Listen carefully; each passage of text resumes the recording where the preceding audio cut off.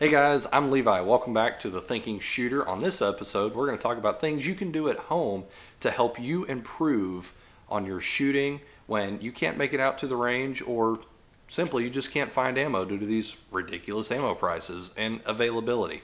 So, if that's something you're interested in, stay tuned.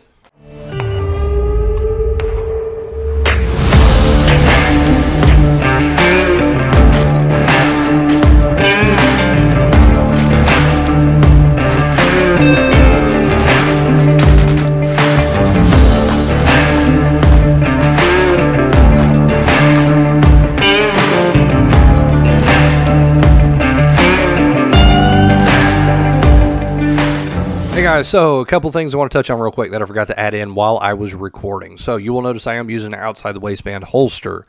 If you are a newer shooter or you're uncomfortable or unfamiliar with your draw, in my opinion, I think you need to start here. Learn the draw, learn the techniques of how to run a holster before moving on. Doesn't have to be an expensive holster, just something hard side. Don't use anything soft side or probably Uncle Mike's.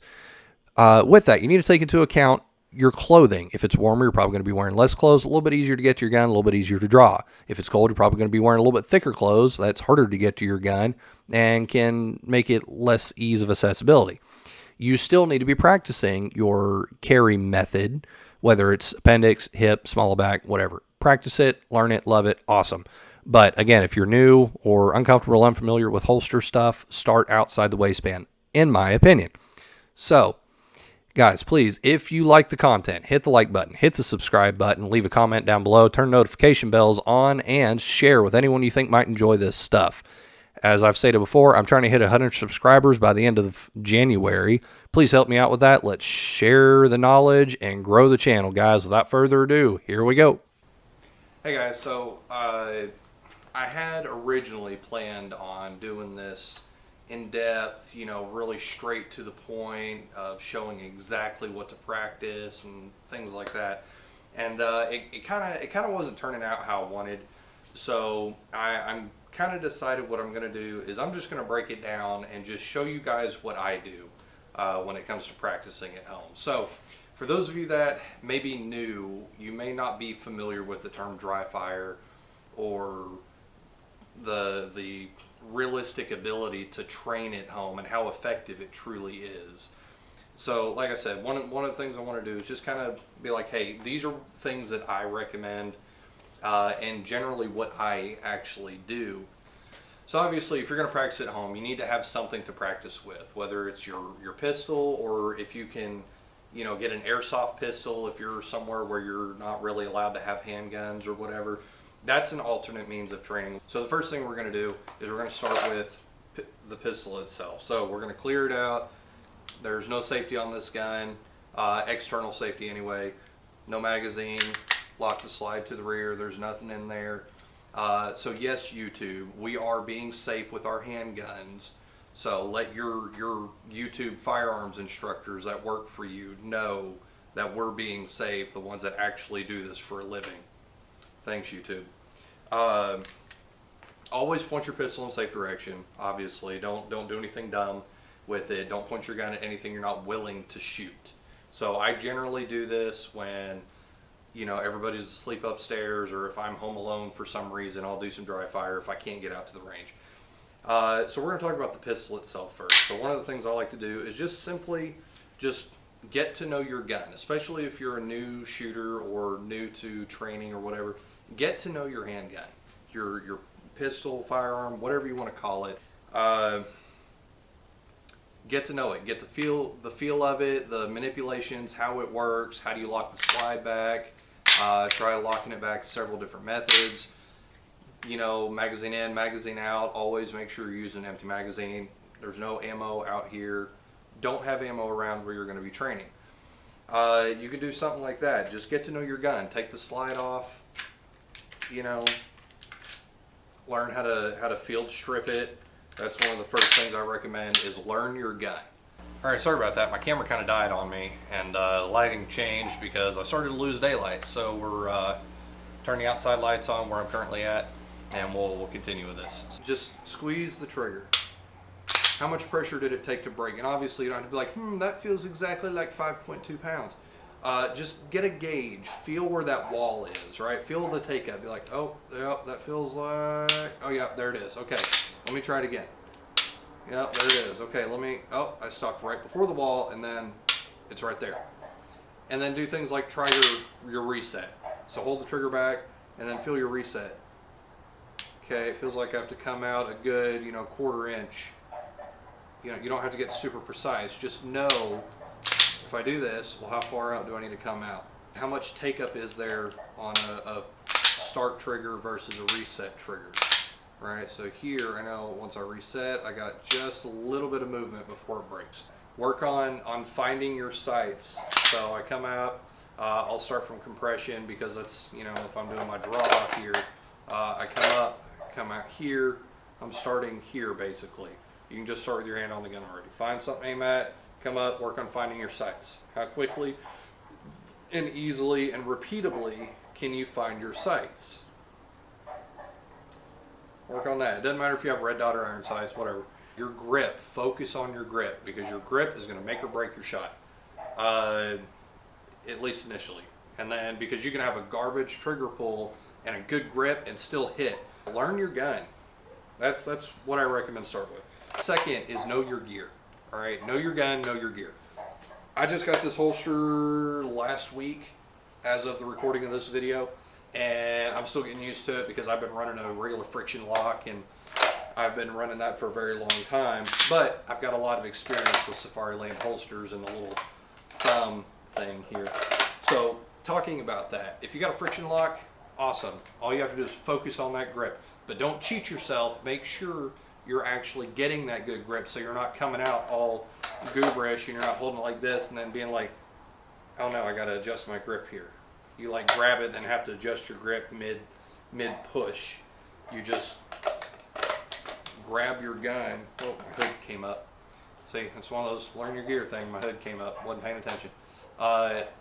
Get your grip and then come out, push. So focus on things like that. Work on your draw, work on your trigger pull, you're finding your sights, all kinds of stuff like that. If you got a friction lock, it's awesome because you don't have to worry, it's just straight pull and come out. But don't cheat yourself, focus on that grip. If you have some type of retention device, practice defeating that. The cool thing about retention devices is 9 times out of 10, depending on what it is, the retention devices are set up in a location that you have to have a good grip as you come out of the gun. At least most of the Safari Lands that I played with, I've never had an issue, and generally if I just get a good grip on the gun, then I already defeat the retention device. Practice that. Practice coming out of your holster, finding your sight, and getting on target. And squeezing the trigger, obviously. Finish it with a shot. Yeah, draw, grip, find your sights, trigger manipulation. Like we already talked about that. You come up, squeeze your trigger, run the slide, find your reset, and come back. There's different ways to run the trigger. It's kind of hard to do it without actually shooting, but learn your trigger, and then when you get time to get out on the range and do some actual work on the range, practice that trigger stuff. Put all of this stuff together. Anything you do out on the range, you can do at home, minus recoil management, true reloads, and true trigger manipulations. Because it's really hard to work on that controlled jerk, if you will. There is an actual term for it. I can't for the life of me think of it right now. I'll get back with you on that. Something else that's really good to do is kind of what I'm doing right now. Record yourself. Watch yourself after, like, put your phone or a video camera, or if you got one of those old gigantic VHS video cameras, use that, whatever, it doesn't matter. Just something you can watch yourself. You can record yourself doing your demonstrations, doing your drills. Just do your drills in front of the camera, different angles, like facing it, turning sideways, quartered, you're here, do this, and then go back and watch yourself and see how you do. See if you can pick up, because there might be times where you're doing the drill and like, man, I'm crushing this, killing it every single time, all day long, every day, right? And then you go back and you're like, oh my God, I look like a bag of hot dog doo-doo, right? Record yourself, watch yourself, see what you're doing wrong, see what you're doing good at, and take note of it. things to practice. You know, when it comes to holster work on. Once you come out of the holster, go back to the holster. Don't look at the holster. It's here. It's not going anywhere. You draw, get on target, take your shot, come back, and do that. Do your regular stuff. So you go to do some practice and stuff, and try your hands at different positions, down by your side.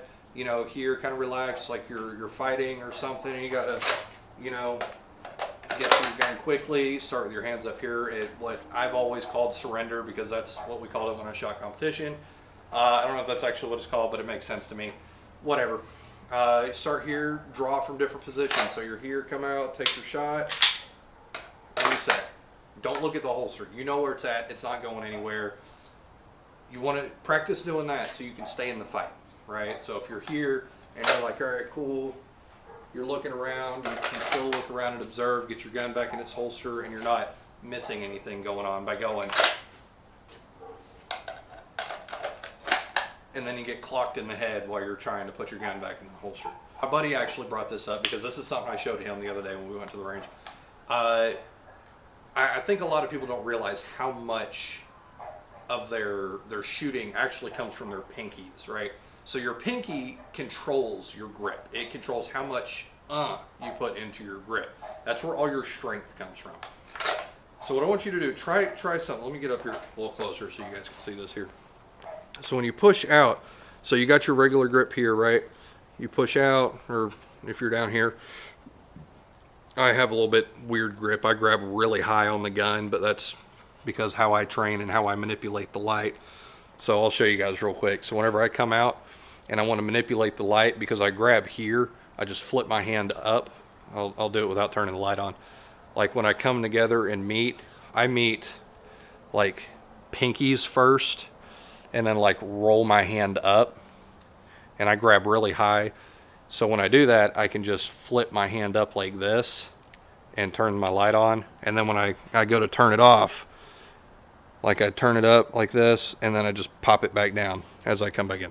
That's just me. I'm weird. That's how I run my light. I learned that a long time ago when I was doing a lot of room clearing stuff. So anyway, you have your grip. Take your pinkies, stick them out, and touch the tips of them together. And then stick out, find something on the wall, aim at it, and squeeze. And see how much of a difference there is in your sight movement. Because a lot of people, what they'll find is they'll shoot regular, and then they're like, and they're like moving all over the place because they're squeezing so hard with their pinkies, or they're squeezing harder with one or the other. And it's one thing if you train that way and you're always just squeezing your gun really hard, that's fine if that's how you shoot. But some people, they'll be fine, and then right as they pull the trigger, they'll do this, and they'll squeeze their pinkies. Stick your pinkies out. Try actually shooting that way. Next time you go to the range, get your target up, put like 10 rounds in your magazine or something, and all 10 rounds. Just stick your pinkies out and just see how tight of a group you can shoot like that. Because I promise you, what you'll find is your pinkies have a lot to do with your shot group, a lot more than you think it does. If you have a good grip single-handed, chances are you're going to have a good grip two-handed. You're going to be more stable, but you should still have a good grip one-handed. Same thing with this hand. Come out from compress, right? Try even doing left-handed stuff. Find your sight, right? Focus on, let me get here. Pushing out, find your sight, and shoot. Push out, find your sight. Push out, find your sight. You're working one-hand stuff, you're here, come out, find your dot, take the shot, right? And then same thing with this hand. You start from press, come out, find the dot, take the shot. It's going to be weird. It's going to feel different. Your stances. So a lot of people get locked in, and it's good to have your shooting stance. You should always have your shooting stance that you can fall back to.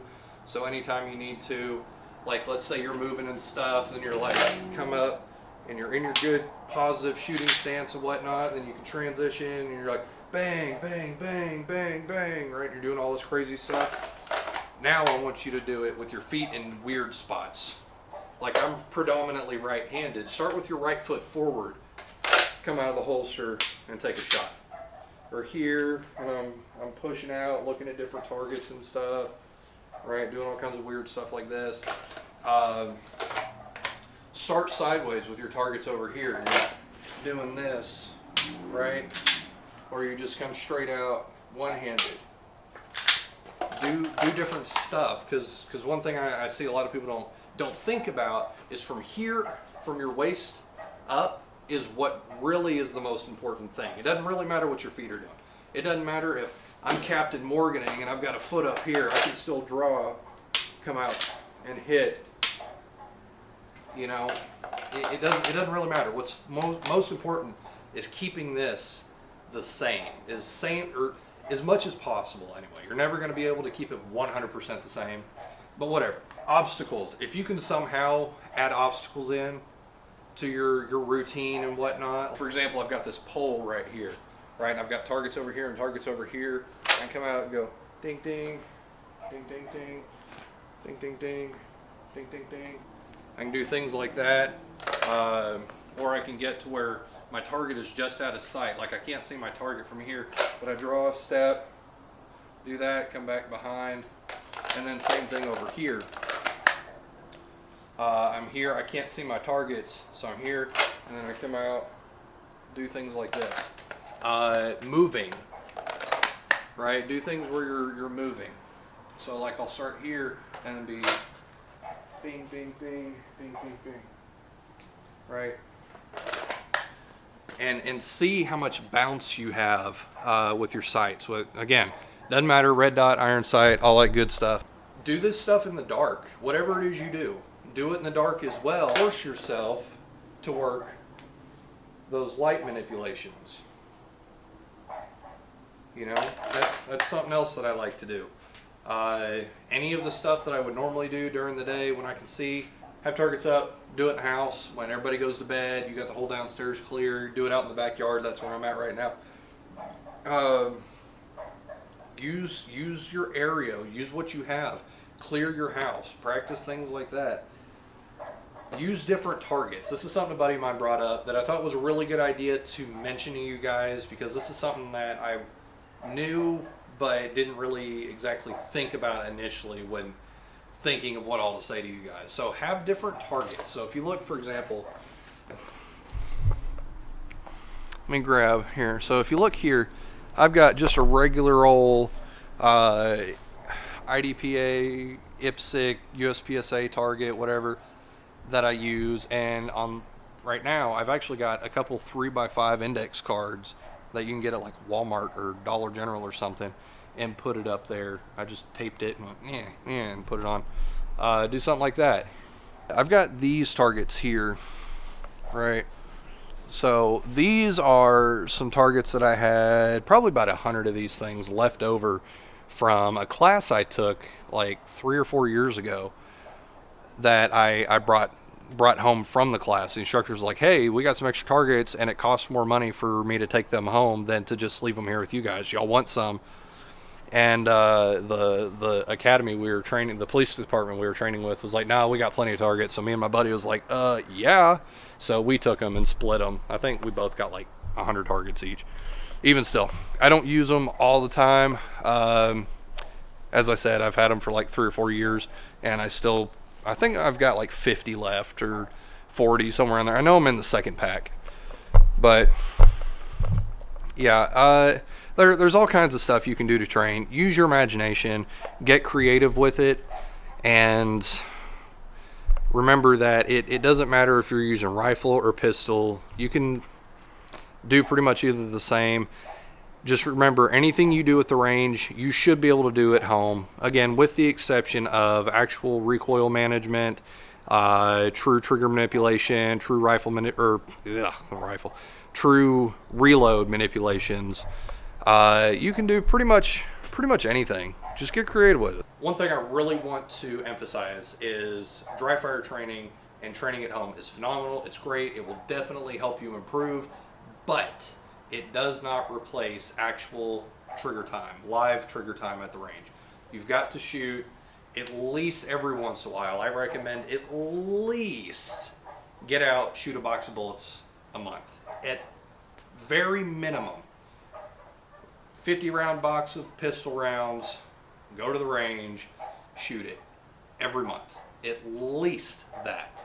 Some things that I recommend to help you guys. So you kind of saw me messing with it earlier. Is this thing. This is number one. All right, we're gonna have real talk here. So number one I recommend is a shot timer. This thing is priceless. I mean, it does have a price. It's I think like 130 or 150 bucks, but it is priceless when it comes to training. If you plan on using one on the range while you're actually shooting, get a shot timer, like a legit shot timer. There are apps. There is one in particular that I recommend. I can't think of what it's called. I'll leave it down. I'll leave a thing down in the description thingy and tell you what that app is. But I would not recommend it for use on the range. For at home and for dry fire, it's great. It gives you a timer or a par time thing where you can set it to however many seconds you want it to be, and you can set it, make it custom, right? I strongly recommend at least that at home while you're saving up for one of these. It doesn't have to be this one. I think there's a pack. There's there's half a dozen different kinds of shot timers out there. But I really like this one, the Competition Electric Pocket Pro 2. I actually think this one is discontinued and they have a new one out. I'm pretty sure, not making this one anymore. You can still find them, but you can't buy them direct from Competition Electric or Electronics anymore because they do not make them anymore. But I think you can find them on like Amazon or Optics Planet or something. Dummy rounds, right? I only brought one out for demonstration, but dummy rounds are great. You can do a lot of stuff with them, whether it be doing malfunction drills so your pistol doesn't lock up whenever you run out of these. So, or if you got a mag in and you rack the slide, it doesn't stay back, it'll keep feeding. You can do things like that. You can do reload drills. You can do all kinds of stuff with it. Get creative with these. Put like a penny on the front sight and pull the trigger and see if it stays or if it wiggles or if it falls off completely. Simple stuff like that. It doesn't cost you anything but a cent, literally, because it's a penny. I have a couple of cheap Glock magazines that I use. I did paint the bottoms blue. For me personally, any of the guns or the stuff that I use that is for training only, I paint blue to denote that. I've got an airsoft pistol that I took the barrel out and painted the whole thing blue. It still works fine. That is so it's easily identifiable as a training tool. Same with the pistol mags here. I did that because it denotes they are for training only. There is 0 live rounds that go in these mags that will ever go in these mags again. I don't really care for these magazines, and I don't like even for range time. But they work fine for here at home, not doing anything other than maybe putting a dummy round in, or even filling it up with dummy rounds, because it just malfunctions, and that's great training for me. But yeah, that's why I painted them blue, was to denote that they are for training only. No live rounds are in this or ever will be, but don't get complacent, always double check. All right, so the next thing I will recommend is this. It's called a dry fire mag. I am not sponsored by them. They don't even know who I am, or they probably don't even remember that I bought this thing, and I've only had it for like 2 weeks because I bought it like 2 weeks ago. But I love this thing. This thing is awesome. I strongly recommend ponying up, paying $100, getting it, and training with it. It is phenomenal. I love it, and I wish I'd have bought it like 2 years ago after I saw it at SHOT. It's great. I can't say enough good things about it. They do only have it for a select few pistols. I can't think of which all ones off the top of my head. I think it's standard and large frame Glocks, XDs, M&Ps, and 320s, I think. You check the website. I don't know. I'm not going to leave a link. You know how to use the Googles. Just type in dry fire mag. Common spelling. This thing is awesome. This is what I was using earlier whenever I just clear it out, right? Put it in, squeeze trigger, and then I have a continuous means to keep pulling the trigger so I can get that training of just coming out of the holster, pull the trigger, put it away. Cert Pistols. Those are great. They're the ones that are shaped like certain guns. They have a little laser in them. You can use them with laser games. or any other type of laser device, I suppose, would work. I don't have a whole lot of experience with those. I have played with Cert Pistols. I do really like Cert Pistols. I have a buddy that has one, and we've played or trained with that thing a lot. It's awesome. It's great. I just don't like that they're like $200 or $300 versus this $100, and I can keep using the same gun. But they do have, I think, more variants in what guns they offer, and they have a laser in them, so whatever. But some of your other laser units that you can put in your gun and it's sensitive, where you pull the trigger and it does the thing, I don't know. I don't have a whole lot of experience with those. I think I've heard of some of them working pretty decently, but again, I'm not 100% sure. The last thing I will say is airsoft. It gets looked down upon like, oh, it's just kids' toys. They have gotten to the point where they are very realistic in look, feel, and manipulation. Obviously, it's not going to have the same recoil at all, but the slide still does move. You have a little bit of recoil, and you still have to work on finding your sights. And you can dress it up, dress it down, whatever, set it up how your gun is set up. Rifle, pistol, it doesn't matter. You can still use all your same gear. You can do a lot of the training at home. Don't look down on airsoft as a viable training option. I think it's great. Look into it if you can afford it. Again, these are some things to just consider and think about. If you can't make it out to the range, can't afford ammo, you don't have to have any of this stuff. You can do all of it without any of that extra Gucci gear. I look at it as, usually it's not because I can't afford ammo, it's because I just can't find time to get out to the range, and I do stuff here at the home. So yeah, at the end of the day, know your gear, know your gun, and I hope all this stuff made sense to you guys. Hope I inspired you guys to do some training, and hopefully you learned something. Hopefully it all made sense, and if it didn't, Google, leave a comment down below, get out, train, and make it make sense. Later.